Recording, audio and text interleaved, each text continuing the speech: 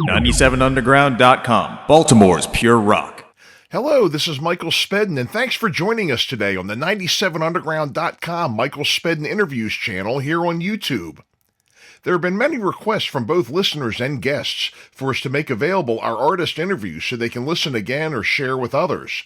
You can find us on YouTube at 97underground Michael Spedden. Remember, the Back of the Rack, the Michael Spedden Show, can be heard on 97underground.com every Tuesday from 4 to 6 p.m. Eastern. Not only do I feature artist interviews, I feature songs you forgot you liked, classics that never die, beloved local, regional, up-and-coming, and underground artists. You can listen anytime, anywhere by downloading our free app from 97underground.com. Just do it. And now, today's episode. Folks, welcome to the Back of the Rack, the Michael Spedden Show on 97underground.com. Today we spoke with George Dimitri. George has recently re-released his material from the band Taz that he was in the late 80s and early 90s. And we had a great time talking about that, reminiscing about the clubs from back in the day.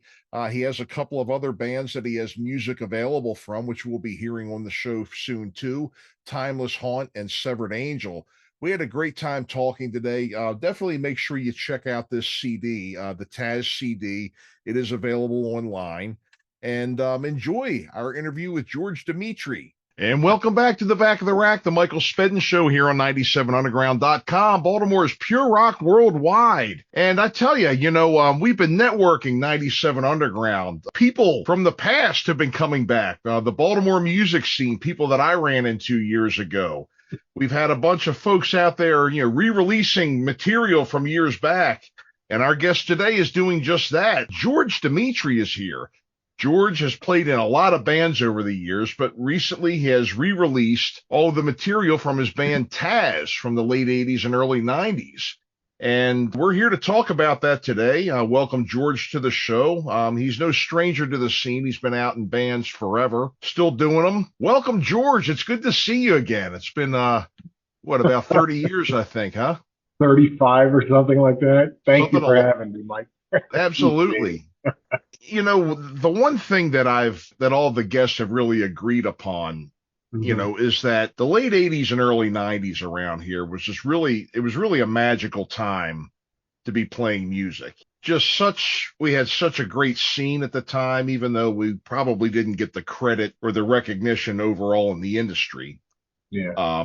I think, great clubs, great places to play, great bands. And in the Mid-Atlantic, a lot of diversity. Baltimore was kind of monochromatic in what it did. DC was a bit more diverse, but, we could all play together too. We could do both areas of clubs, and there was an appreciation for what was going on here, and almost like a Friars Club environment in a lot of ways too. Yeah.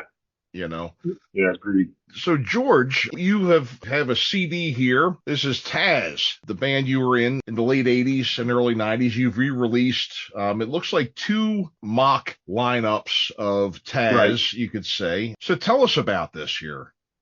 The band did have 2 basically iterations under the same name. And both versions of the band had written original songs we had played out on the scene and whatnot, and both bands had gone into the studio and recorded those originals. And so both bands are represented on this wonderful CD here. Yep, and it was recorded, you had mentioned, when we were talking ahead of the show, was a basement floor? The second version, 1989 Taz, was recorded at Basement Floor Studios in Sparrows Point. Okay. Tim Niskimen was the engineer. I think he's still there and he's still doing it. I believe he is. I know a number of people that I've had on the show, both, the podcast and on 97 Underground, have mentioned him and says that he's still at it. And a lot of great things are coming out of there. Yeah. It's just been, and it's been a long time over there, but things just keep getting better and better. The bands keep getting better around here. I think something's going to happen with, I've seen a lot of, There's I've too much seen talent. There is, and I've seen a lot of fire in the belly. A lot of people really motivated by unfinished business. That feeling. They get that that look in Yeah. their eye, like Yeah. they're ready to go do it right this time. Hmm. Yep. So the first iteration that we have on here was, let me see, it was Carl Taz von Holm Peck, Karen Kreitzer, Kreitzer, KR. Kreitzer. They Oh, okay. they messed it up. Yep. Lori Price, Hmm. you George, and Mike Del Barello Yes. on drums. And that was the first. So when did that really form? Had you been around for a while before that? You went in to record with them. I think we formed in '87. Okay. Carl and I were in a band prior, which was actually the first band I was ever Oh, in. okay. And you might be able to answer this question. There was a management person. Her first name was Linda, and I don't remember her last name. Hmm. And she got Carl and I hooked up with Mike, Lori, and Karen to form that first iteration of Taz. Hmm. I can't remember that woman's name. It was killing me. Hmm. Oh, okay. It does not ringing a bell right now, but there were a Okay. number of people out there that got into the booking end Yeah. of and there were some growing pains with that, of course. Anybody getting into that, there's Yeah. what I remember one night we got booked at the Rage and the Paragon at the same night. You know, and we had to do both, and it snowed. Yeah, boy, was that fun. Yeah. But so when you started this version of the band, you said it was 86, 87. Hmm. Were you doing a lot of shows with this version of or this lineup? We played a handful. Yep. We played it mostly the Paragon. Played the Rage Okay. a couple of times. Yep. Yeah. Hmm. That's We played probably where club. you got that physique of yours, lugging your bass rig up and down the steps there, huh?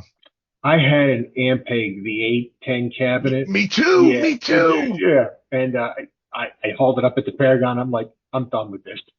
Yeah. I sold it soon after. I'm not. Yeah. I had a Ampeg rig myself, and good Yeah, Lord. yeah. And there was no easy way to get even into the front door of that club and up the steps too. No, no. It was like that raised sidewalk off with the barrier Hmm. onto Route One. You had to Yes. bump up a couple steps, turn, bump up a couple steps, then go up more. Then you had to go up to the second floor. Look at Yeah, yeah, I know.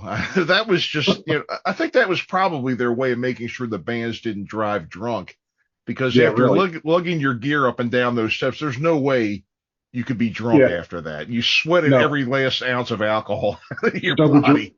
sobered you right up. Right, exactly. Especially when it was cold too. Yeah. That was rough. That was Mhm. rough. But everybody that I've spoken to in the scene, they remember the Paragon. The Yeah. first thing they always bring up is the Stairway to Hell. Yeah, And pretty much. and there was another similar one. Did you guys ever do Feathers? No, we didn't do feathers. Yeah, Feathers wasn't quite as bad, but it was kind of a tight, long stairway too. Yeah. Um, Hmm. that was kind of like that, and but it was just you take so much for granted nowadays because everything has gotten so much more compact and lightweight. Yeah. And yeah, I mean, you playing back then. I mean, Hmm. right now it's enough for me to go out and play or Yeah. perform, let alone. And then the PAs, they were not light and compact back in those days, especially when you were Yeah. bringing your own.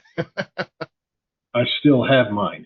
Not from Oh, then, but from about 20 years ago. And yeah, we used to load up a 7x14 trailer, and it mm-hmm, was top to bottom, back, front to back, loaded PA lights, all the gear. mm-hmm, People don't realize you get to the club at, I don't know, 3 hours prior to set it all up. Yeah, you get mm-hmm. done playing it too, and you're there till four breaking it down. Right. And Yeah. that's the whole thing too. Back then we played right up until 2 Hmm. o'clock, and they were kicking people out. Yeah. Um, I think things have changed a little bit in recent years. I'm seeing a lot more people on the road at 11:30. Mm. Yeah, playing until 2. Thank you very much. The correct answer is 11:30. 30, yeah. And we're once you reach a certain age, Yeah. 11:30 is a perfectly reasonable time to end Agreed. your show for the evening and be on your way home. What is wrong Hmm. with you people? Of course it is. You know. Oh boy. I mean, do you remember? I mean, I think the place where we met Mm-hmm. and performed together the most, because I know we were on the same bill quite a bit at the We were Rage. at the Rage. I love the Um, place. yeah, I mean, what a place that was. I mean, you could get easily 5 gigs there a month if you wanted it. Mm-hmm. Any night of the week, any slot of the night, it was Yeah. almost like a luck of the draw, but Yeah. I tell you, one of the big things I thought was them really being willing to give people a chance and come in and get a chance to perform. Yeah. Um, you know, and especially when you were younger too. I mean, I saw a Mm-hmm. lot of guys that were like 17, 18 years old getting their first shot there. Yeah. Yeah. I was under 21 when I first went in there Hmm. to play, of course. Yeah, yeah, me too, me too. And Yeah, Steve Cook was fine with that. Yeah, I just don't drink. Okay, yeah, I hmm, won't drink, no problem. I just want to play. So yeah, right. he was cool with that. As long as we didn't, break the law, so to speak, then he was okay with it. Yeah, yeah. I mean, he'd give you just enough rope to hang yourself. You could come in and play, but if you screwed Mhm. up, then out you went. That's So, right. let's give one of these songs for the CD a listen here. Okay. You have two different versions of the band, so and there's I think 5 or 6 from each version on the Hmm. CD. Correct. Uh, Tell us a little bit about "Dream Like This." Hmm. I don't know what to tell you about it. Just one of those original songs that we wrote. I believe Karen came up with the riff and Carl came up with the lyrics. And back in the day, when you actually got together and practice, we would get together and work these things into complete songs.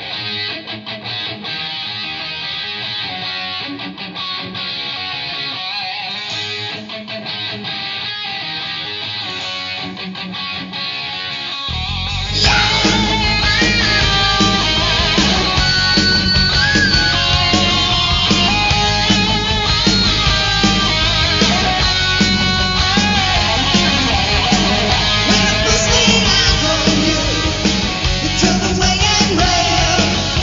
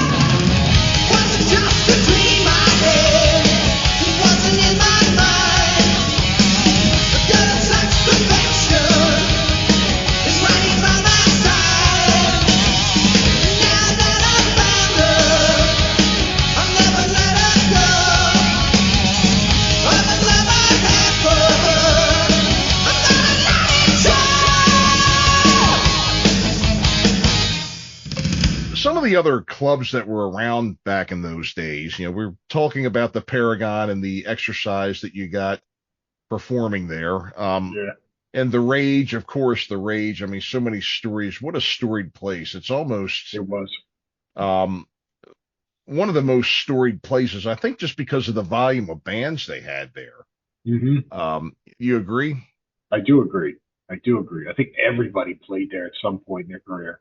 Hmm. And as we were discussing earlier, the Rage was a good place to get started. Steve would pretty much let anybody play there. He's like, Hmm. hey, you're new, come on down, we'll get you in a lineup and see what happens. Yep. And so a Yep. lot of bands cut their teeth and got started at the Rage. Hmm. Yep. And there were other opportunities around town too. There were a couple Hmm. of places. If you remember, did you ever go to Maxwell's or do that place? I didn't do Maxwell's. Yeah. No, I remember it though. Yeah, they used to have a thing where it was I think they used to rotate between Mystic Force and Child's Play, and Hmm. then they would always have an opener who was like a young band, Yeah. open for them and everything, and that was another Hmm. opportunity. But again, people were just so supportive. We had a couple of Hmm. good newspapers back then too. We did. Yeah. Rocks, Maryland Musician or Music Monthly or whatever the title was. Yeah. Yeah. Very supportive. They would write in-depth articles, talk about all the bands, all the clubs. Hmm. It was a great place to really get the information on what was going on the scene. And they had affordable ads for the Hmm. bands too to put their stuff out there. True. And and of course, and one of the reasons why I came on board here, 97 Underground's been back for a while, I Hmm. got to know Tom, but one of the reasons why I wanted to be here and kind of do what I'm doing now, is because years ago, 97 gave a lot of people chances too, That's true. you Yeah. know, you could, get your stuff played and, it wasn't just 1 hour of the week, Right. it was, you were in the lineup, Hmm. you know, um, Yeah. They played Taz back in 80 something. well, guess what? Yeah. You're playing it again. We're going to be playing it again. Woo-hoo. Yeah, there you Thank you. go.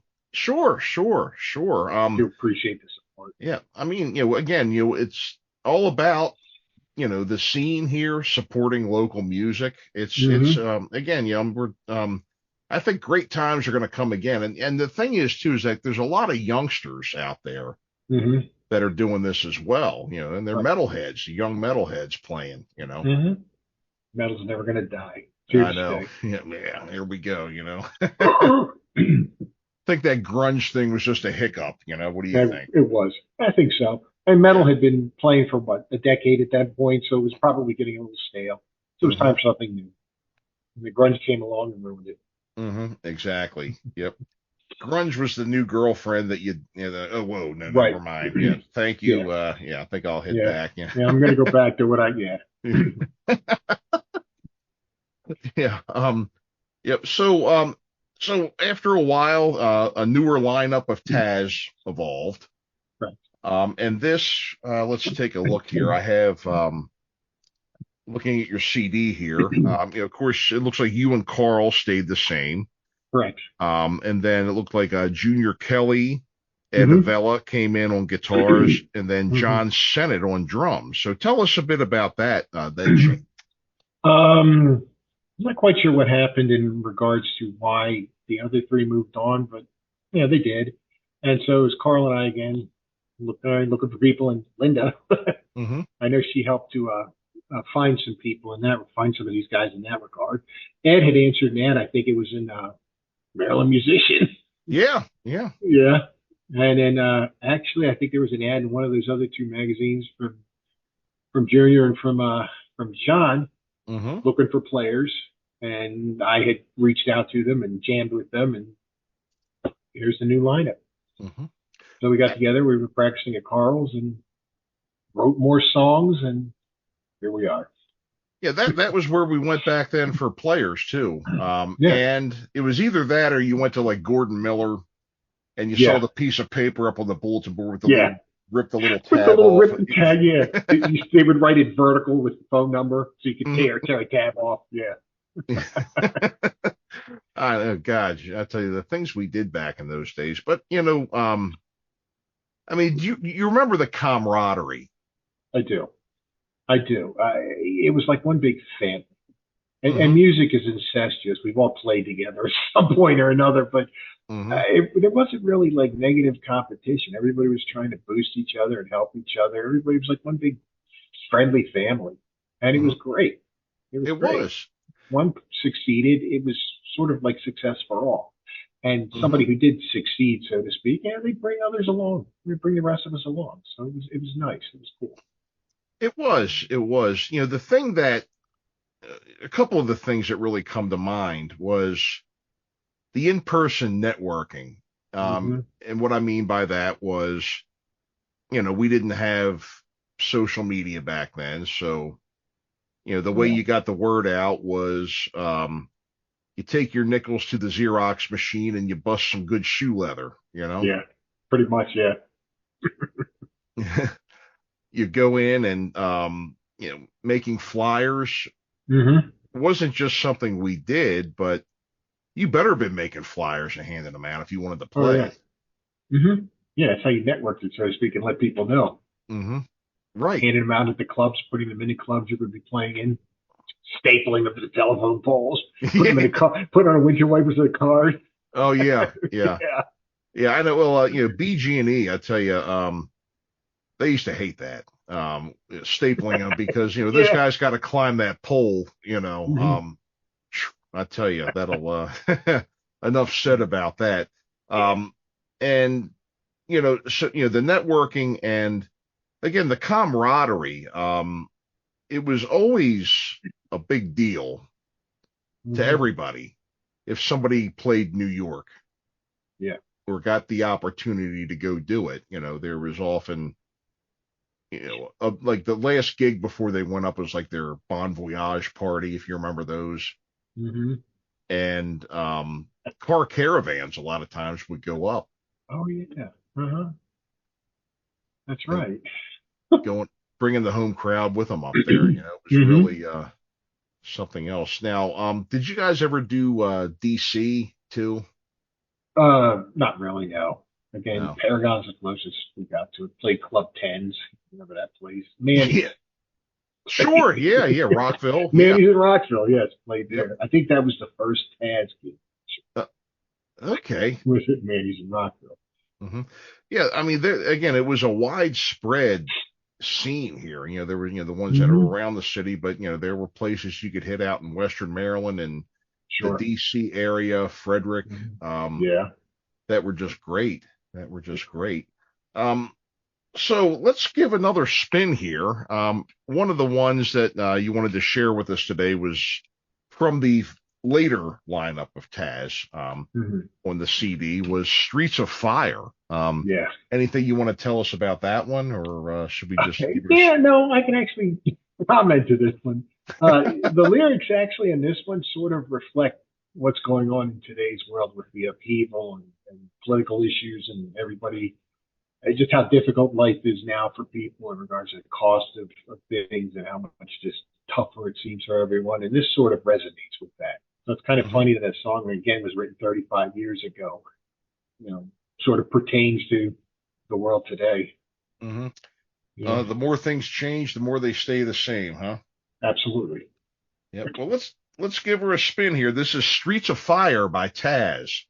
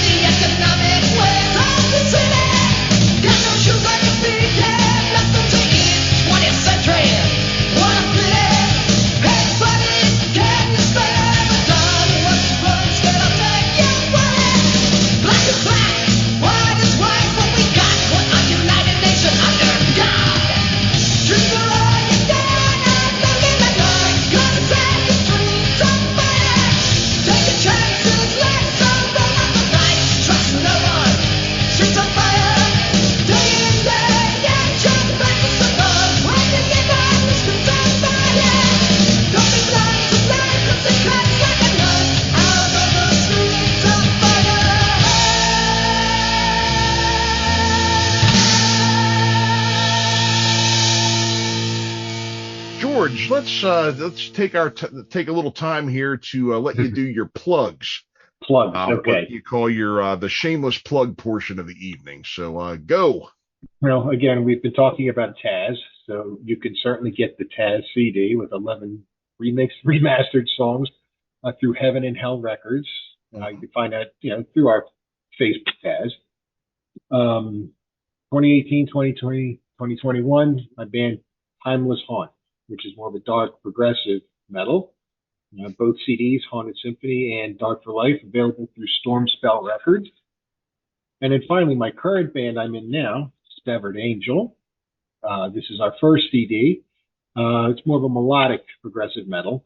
The second CD, Skyward, was just released May 3rd. You can also get these through us, through our Bandcamp. Interesting. Well, great. All best luck with the new projects and everything. And thank you.